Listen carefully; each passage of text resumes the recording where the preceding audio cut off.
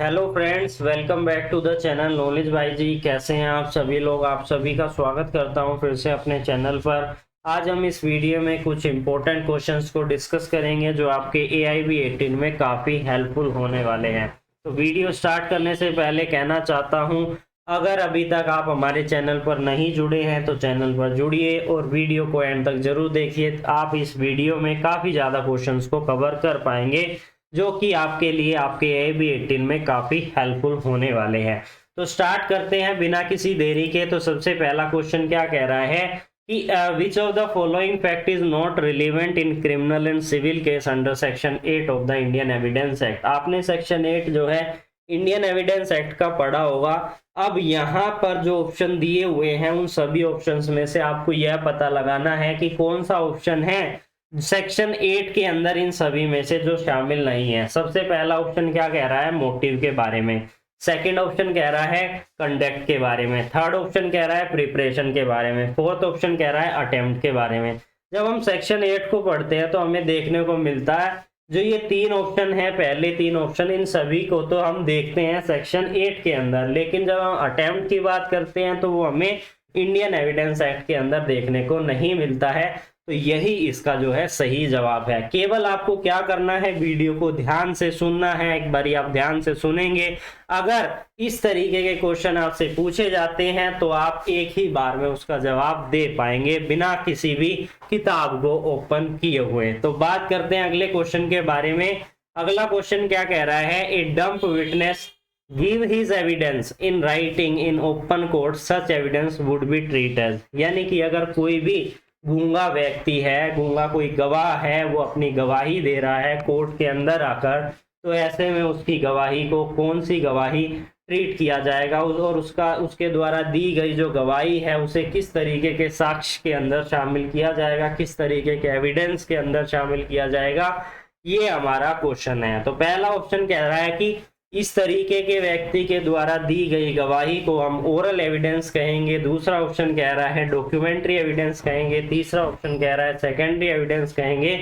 चौथा ऑप्शन कह रहा है प्राइमरी एविडेंस कहेंगे। तो इस तरीके के व्यक्ति के द्वारा अगर कोई भी गवाही की जाती है, दी जाती है, तो ऐसे में वो सारे उनके द्वारा कही गई बातें ओरल एविडेंस के अंदर शामिल होगी। बात करें अगले क्वेश्चन के बारे में। अगला क्वेश्चन क्या है कि which of the following section of Indian evidence act talk about the dumb witness. अब हमें ये तो पता चल गया कि इस व्यक्ति के द्वारा दी गई गवाही को हम ओरल एविडेंस मानेंगे। अब हमें ये भी तो पता होना चाहिए क्या इसके रिगार्डिंग कोई और सेक्शन भी है जो बात करता है गूंगे गवाहों के बारे में, डम्प विटनेस के बारे में। तो ये भी आपको पता होना चाहिए, आपकी नॉलेज के लिए बहुत जरूरी है, एग्जाम के लिए बहुत जरूरी है। ये ऐसे क्वेश्चन मैं अभी रिसेंटली लेकर आ रहा हूँ जो आपके AIB 18 के लिए भी हेल्पफुल है और आप किसी और एग्जाम की तैयारी कर रहे हैं उसके लिए भी हेल्पफुल है, चाहे वो जुडिशरी हो, चाहे वो AP हो, चाहे वो जो है आपका रिसेंटली राजस्थान JLO का एग्जाम चल रहा है उसके लिए हो। तो स्टूडेंट जो है ज़्यादा से ज़्यादा इस वीडियो को शेयर कीजिएगा, आने वाली वीडियोस को शेयर कीजिएगा ताकि ज़्यादा मात्रा में जो है स्टूडेंट जो है इस वीडियो से इंफॉर्मेशन ले पाए। बात करें पहले ऑप्शन की, section number 115, second option section number 118, third option section number 119, fourth option section number 120। तो जब हम सेक्शन 119 को पढ़ते हैं तो वहां पर हमें डम्प विटनेस के रिगार्डिंग बात करनी मतलब वहां पर डम्प विटनेस के रिगार्डिंग बात की गई है।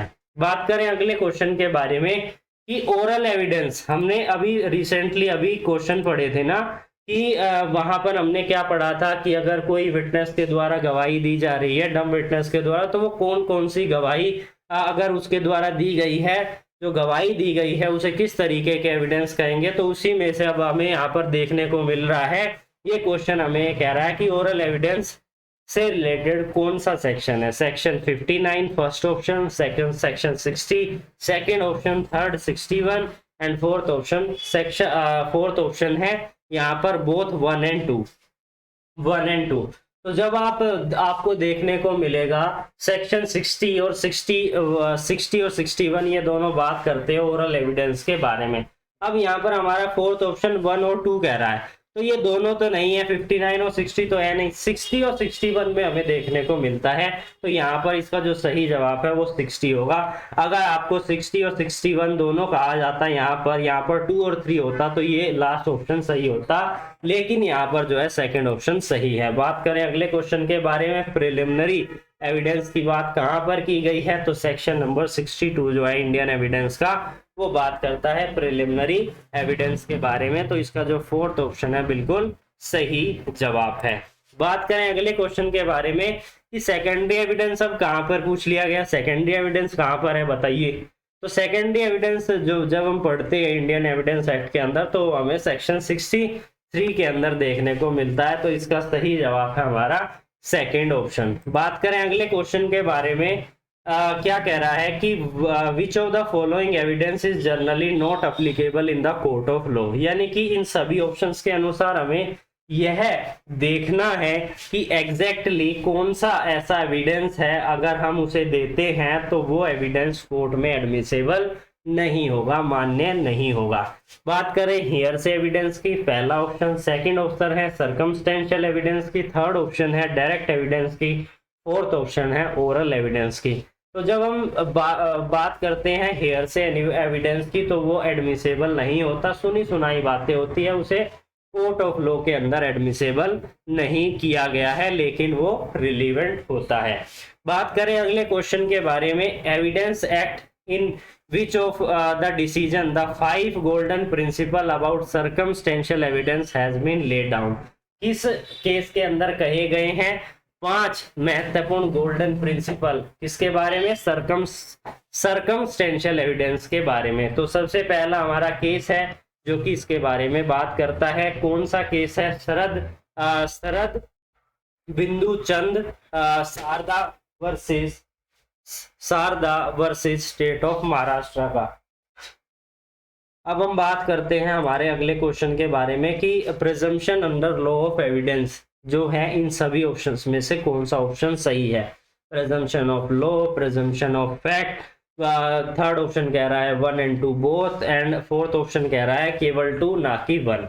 तो इसके जब हम बात करते हैं प्रिजम्पशन ऑफ लॉ की, तो प्रिजम्पशन ऑफ लॉ के बारे में हमें देखने को मिलता है वो शामिल करता है प्रिजम्पशन ऑफ फैक्ट और प्रिजम्पशन ऑफ लॉ को, इन दोनों चीजों को। तो इसका थर्ड जो है बिल्कुल सही जवाब है। बात करें अगले क्वेश्चन के बारे में, इंडियन एविडेंस एक्ट के अंदर हमने एकम्प्लायंस वर्ड के बारे में समझा था, एकम्प्लायंस विटनेस के बारे में समझा था। प्रीवियसली मैं एक वीडियो इस पर बना चुका हूं सेपरेटली। अगर आपने एकम्प्लायंस विटनेस के बारे में डिटेल में अगर समझना है तो आप यूट्यूब पर सर्च कीजिए compliance competent witness against accused और कंप्लायंस लिख के बाय नॉलेज बाय जी, तो आपके समक्ष जो है वीडियो मेरी आ जाएगी, उसमें आप डिटेल में जान सकते हैं कि क्या होता है compliance of A competent witness against the accused. बात करें इस क्वेश्चन के बारे में, तो क्वेश्चन क्या है इसको पढ़ते हैं। Which of the following section of the Indian evidence act 1872 make and compliance a competent witness against the accused, यानी कि कहां पर किस सेक्शन में बात की गई है। Section 133, section 134, section 135, section 136। तो जब हम बात करते हैं सेक्शन 133 की, तो वही बात करता है कंप्लायंस के बारे में कॉम्पिटेंट विटनेस, यानी कि एक अपराधी है, उसके साथी भी अपराधी है, साथी में से एक व्यक्ति सरकारी गवाह बन जाता है। तो वो सरकारी गवाह बन गया है, अब अपने ही साथी को फंसाएगा, तो उसी को कहते हैं जब साथी ही सरकारी गवाह बन जाता है, तो उससे रिलेटेड हमारी सेक्शन 133। बात करें अगले क्वेश्चन के बारे में कि when a special provision as to the evidence related to the electronical record add in the Indian Evidence Act, क्या कह रहा है ये कि जब हम बात करते हैं इलेक्ट्रॉनिकल एविडेंस की, तो इलेक्ट्रॉनिकल एविडेंस से related provision Indian evidence act के अंदर किस साल में शामिल किए गए। अगर मैं आपको ये कहूँ कि आपको आईटी एक्ट कौन से साल का एक्ट है, हमारा इंफॉर्मेशन टेक्नोलॉजी एक्ट किस साल का एक्ट है, तो आपको इसका जवाब अवश्य मिल जाएगा। तो साल 2000 के अंदर हमारा इंफॉर्मेशन टेक्नोलॉजी एक्ट आया था और उसी समय पर इलेक्ट्रॉनिकल रिकॉर्ड को ऐड किया गया था इंडियन एविडेंस एक्ट के अंदर। तो वीडियो को देखते रहिए, काफी इंटरेस्टिंग होने वाली है, बहुत सी इंफॉर्मेशन आप इस वीडियो से लेकर जाएंगे, मेरा ये वादा है आपसे। बात करें अगले क्वेश्चन के बारे में, ये आपको देखना है कि कौन सी सीक्वेंस ठीक है। सेक्शन 159 कहाँ बात करता है, सेक्शन 154, सेक्शन 60, सेक्शन 141। बात करें सेक्शन 159 की, तो सेक्शन 159 बात करता है रिफ्रेशिंग एविडेंस के बारे में, यानी कि हमें साक्ष्य के बारे में काफी समय हो गया, हम भूल गए हैं, अब उसको हम रिफ्रेश कर सकते हैं। सेक्शन 154 होस्टाइल विटनेस, होस्टाइल हो जाना, उल्टा सीधा जवाब दे देना, पहले कुछ गवाही दे दी बाद में फिर पलट गया, तो ऐसे में उसे होस्टाइल डिक्लेयर कर दिया जाता है। सेक्शन 60 जो बात करता है किसके बारे में, बात करता है ओरल एविडेंस के बारे में। सेक्शन 141 जो बात करता है लीडिंग क्वेश्चन। लीडिंग क्वेश्चन क्या होते हैं कि ऐसे क्वेश्चन जिससे कि आप स्वयं उसका जवाब दे दो। आपसे इस तरह के क्वेश्चन पूछेंगे कि आपको हाँ और ना में जवाब देना है, अगर आप हाँ कहेंगे तो आपने उसका जवाब अपने आप ही दे दिया। तो इसकी जो सीक्वेंस है, हमारा सेकंड ऑप्शन बिल्कुल सही है, 3 4 2 1। बात करें अगले क्वेश्चन के बारे में, अगला क्वेश्चन क्या है, काफी इंपॉर्टेंट और काफी इजी है, आप सभी को पता होगा। कोई न्यू बिल्कुल नया जुड़ा है कैंडिडेट जिसको लॉ के बारे में कुछ नहीं पता है तो उसको शायद नहीं पता होगा, और जिसने एविडेंस एक्ट नहीं पढ़ा है उसको नहीं पता होगा।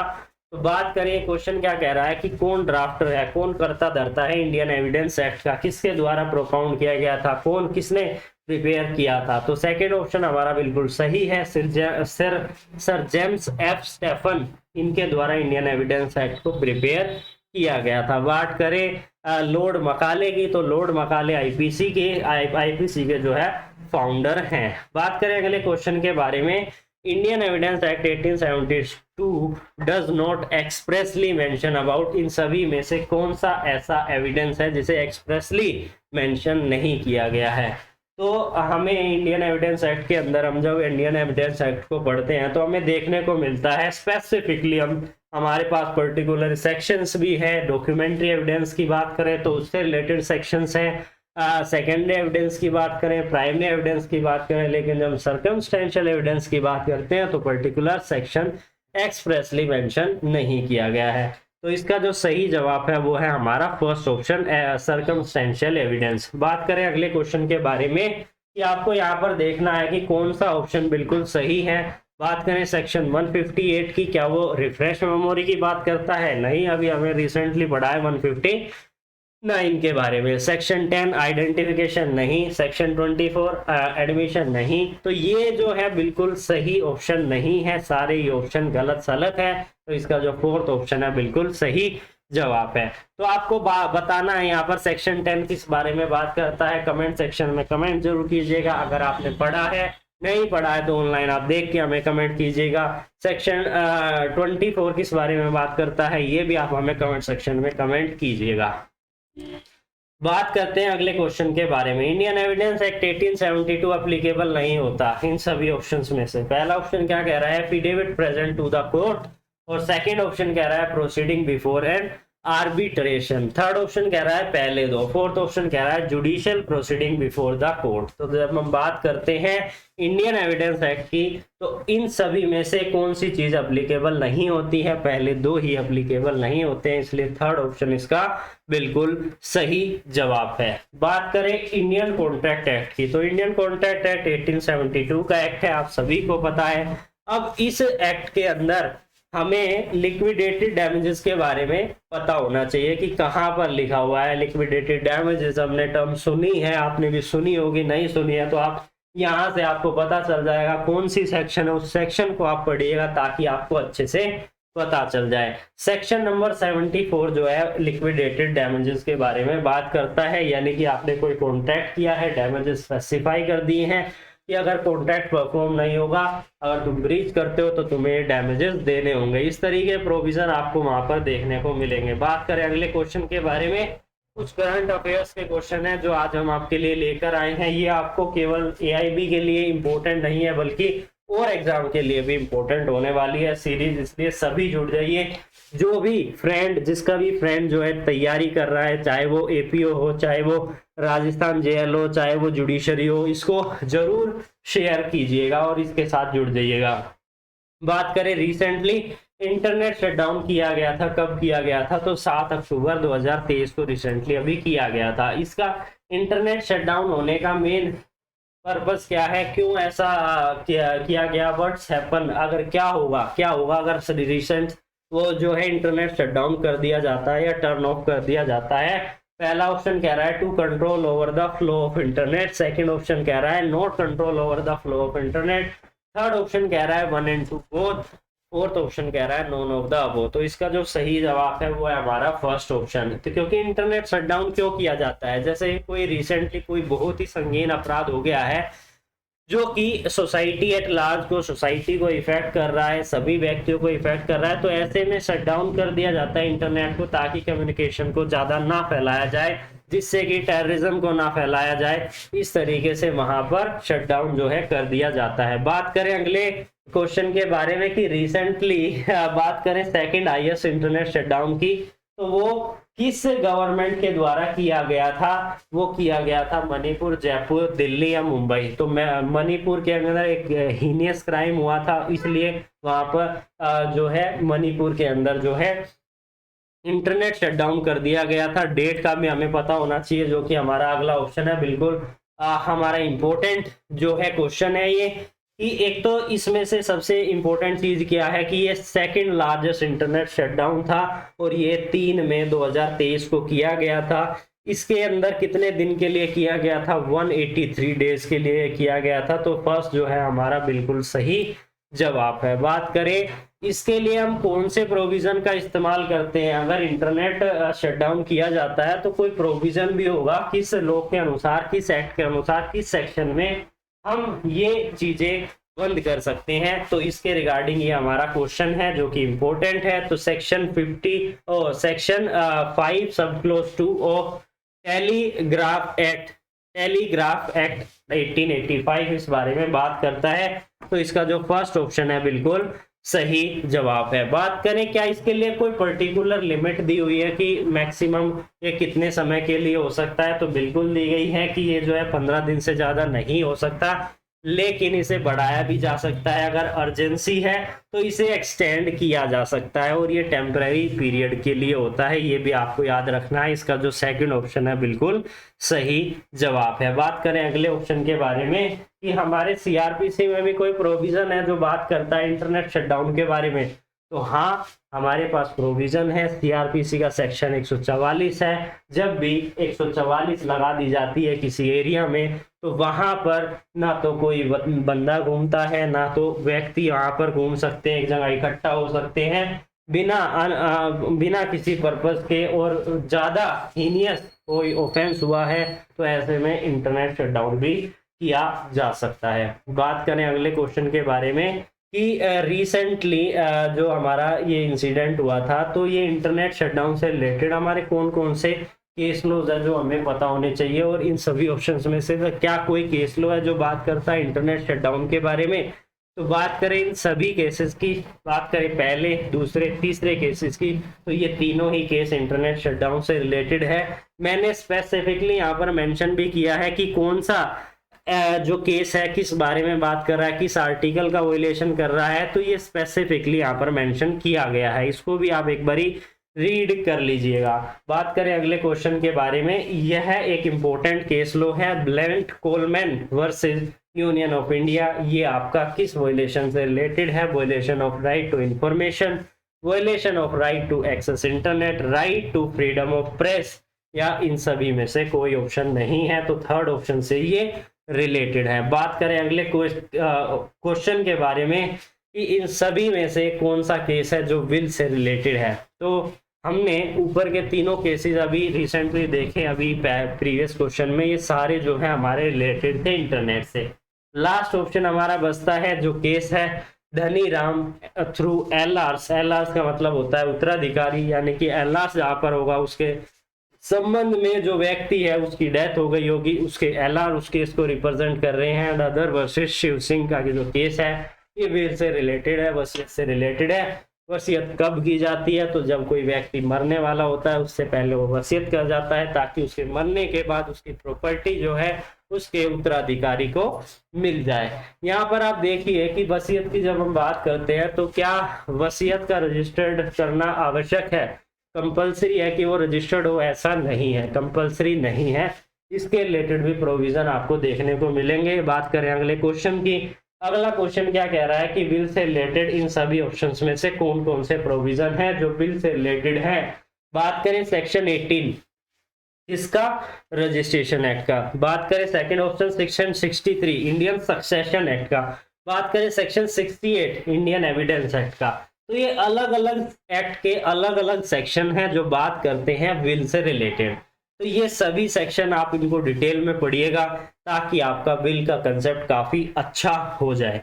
तो अब मैं विदा लेता हूं आप सभी से, फिर मिलूंगा एक नई वीडियो के साथ। तब तक के लिए आप हमारे साथ जुड़े रहिए और वीडियो कैसी लगी, इंटरेस्टिंग लगी हो तो लाइक जरूर कीजिएगा और वीडियो को शेयर कीजिएगा।